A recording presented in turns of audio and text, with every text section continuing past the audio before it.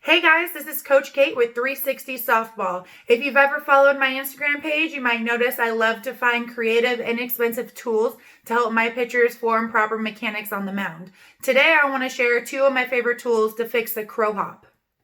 So a crow hop is an illegal pitch, and it's when our pitcher picks up their push-off foot and replants to finish their pitch. That push-off foot needs to stay in contact with the ground at all times during the pitch. So it's very important to make sure we have proper mechanics before we go into a game. Because as I tell my girls, they can throw the most beautiful pitch, the most beautiful strike they've ever thrown in their life. And if the umpire sees that they crow hopped, it's going to be an illegal pitch and they're going to call it a ball. Two of my favorite tools to correct a crow hop is a Frisbee. I got this one off of Amazon. It was very inexpensive. And a small hand towel or rag.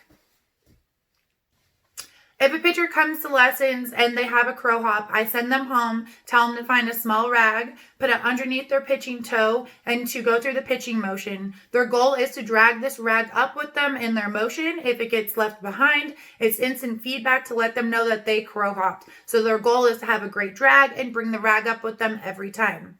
Same thing with the Frisbee. I love using this in lessons because it works great on the dirt or on turf. And same idea, we put our pitcher's toe in the middle of the circle and they have to drag it all the way up with them. If it gets left behind, it instantly lets them know that they hopped over the Frisbee. So our goal is to always drag up our Frisbee with us, or at home, drag the rag up with us.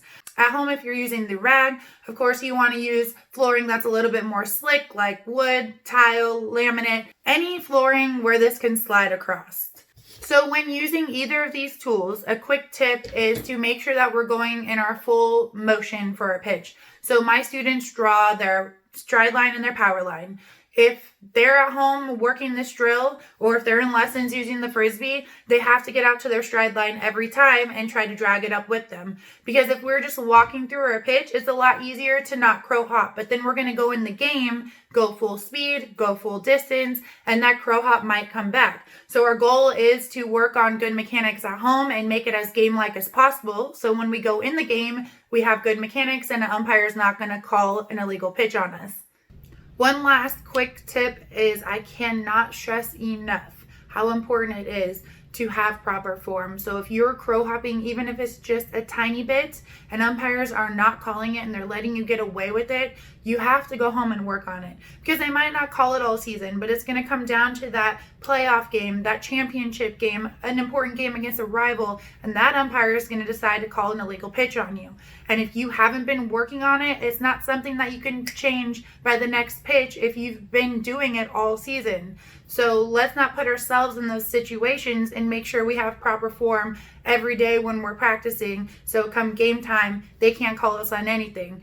A lot of coaches, especially for younger pitchers, I've experienced, want just throw fast, throw strikes, and they're not worried about form. And then next thing you know, they make it to playoffs and the umpires decide to call it, or they make it to All-Stars and now they're playing all the best teams and their best pitcher who's been crow hopping all season is now being called on it and she can't correct it. She's 8 years old. She can't sit there and fix it like that. So it's important that we are always working on keeping that push-off foot on the ground at all times so we don't put these kids in those situations. If you see it as a parent or a coach, take them aside and have them work on it. Have them do the rag at home. Find a Frisbee. Find anything. I like to tell my girls, pretend like you have ugly toenail polish on and you have to drag it off. If you crow hop, you're stuck with your ugly toenail polish and it's summertime in sandals. So anything you could think of, have fun, be creative with it, but make sure that we are reinforcing proper mechanics. So with that, I'll leave you guys and I wish you luck in the circle and keep working hard, and check out my Instagram page for any other fun tools and creative ideas I have, or if you just want to see my students getting their butt kicked conditioning on the mound. So I will see you guys next time. Have a great day.